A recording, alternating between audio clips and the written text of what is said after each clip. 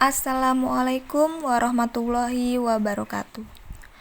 Perkenalkan, saya Nurmalia Wahyu Utami dengan NPM 23311023 dari kelas Sistem Informasi 23A dengan mata kuliah Bahasa Indonesia. Di sini saya akan memaparkan ulasan sedikit tentang resensi novel Dua Garis Biru yang penerbitnya adalah PT Gramedia Pustaka Utama Jakarta dengan tahun terbit 2019, halaman buku 208, dan penulis adalah Lucia Priyandarini dan Gina Esnuer. Pertama, dalam novel Dua Garis Biru, Bima dan Dara adalah dua tokoh utama dalam novel ini. Pasangan ini merupakan tipikal dua remaja yang jatuh cinta pada umumnya. Bima dan Dara selalu bersama-sama menjalani hari-hari yang dengan indah. Dara merupakan anak yang cerdas, terbukti dengan nilai matematika yang tinggi. Namun berbeda dengan Bima yang termasuk ke dalam anak yang kurang pintar. Keduanya pun tinggal di lingkungan yang baik, terkhusus Bima yang memiliki orang tua begitu agamis. Tidak jarang Bima bermain di rumah Dara tanpa pengawasan orang tua. Keduanya bercanda tawa di kamar. Keharmonisan keluarga berubah setelah kejadian yang tidak diinginkan terjadi. Keduanya, Bima dan Dara, menyimpan suatu masalah yang begitu besar dari kedua orang tuanya. Hari berikutnya mereka lalui dengan kejadian yang berbeda. Dimulai dari perut Dara yang mulai membuncit dan berbagai macam gejala-gejala kehamilan lainnya. Bima dan Dara mempunyai niat menggugurkan kandungannya dengan meminum jus terurungkan karena Dara yang merasa ragu. Suatu hari yang mengharuskan masalah itu terbongkar dengan cepat keluar dari mulut Dara yang mengkhawatirkan janinnya karena insiden bola basket yang salah sasaran. Orang tua keduanya yang merasa terkejut dengan keadaan yang menimpa kedua anaknya. Ibu Dara dengan tidak terkontrolnya emosi meluapkan kecewaannya kepada Bima dan memintanya untuk bertanggung jawab. Bima tersudutkan.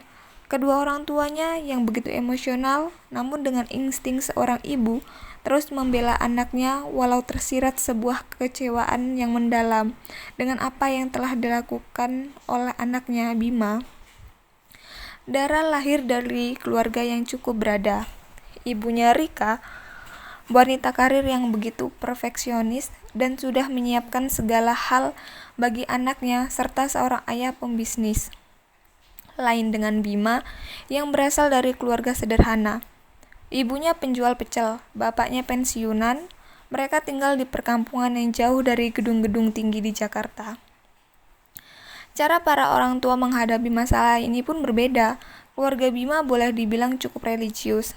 Perbuatan yang dilakukan Bima disebut sebagai dosa.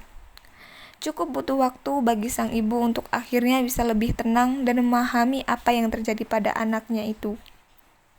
Tetap saja ada kesalahan dari bagaimana ia berkomunikasi dengan anaknya, begitupun dengan pihak keluarga Dara. Berjalannya waktu, kedua orang tua Bima dan Dara mulai menerima keadaan, walaupun masih merasa sangat kecewa. Dengan segala pertimbangan antara hukum agama dan hukum kewarganegaraan, akhirnya Bima dan Dara memutuskan untuk menikah di usia muda. Setelah keduanya menikah, Bima tinggal di rumah Dara dan bekerja di restoran milik orang tua Dara sebagai pelayan untuk biaya persalinan. Bima yang mulai terbiasa dengan aktivitas barunya dan di sekolah, orang tua Dara berniat untuk memberikan anak Dara dan Bima kepada tantenya yang tidak memiliki anak dan telah melakukan bayi tabung namun gagal. Bima dan kedua orang tuanya tidak menolak keputusan itu hingga akhirnya Bima dan kedua orang tuanya menyanggupi untuk mengurus anaknya, sedangkan Dara akan pergi ke Korea untuk melanjutkan pendidikannya di sana. Dengan berat hati, Ibu Dara menyetujui keputusan tersebut dan mengkonfirmasinya kepada Tante Dara. Kedua remaja itu bertahan dengan segala masalah yang dihadapinya sampai bayi dalam kandungan lahir. Namun kesedihan menyelimuti Dara ketika rahim Dara harus diangkat karena ada masalah di rahimnya dan membuat orang tua Dara merasakan kesedihan untuk kesekian kalinya. Nah, penulis mengemas kisah Dua Garis Biru bukan sebagai tragedi. Drama keluarga bernuansa keseharian, kepolosan, dan cara Dara serta Bima mencoba lebih dewasa dengan naifnya menghadapi masalah mereka.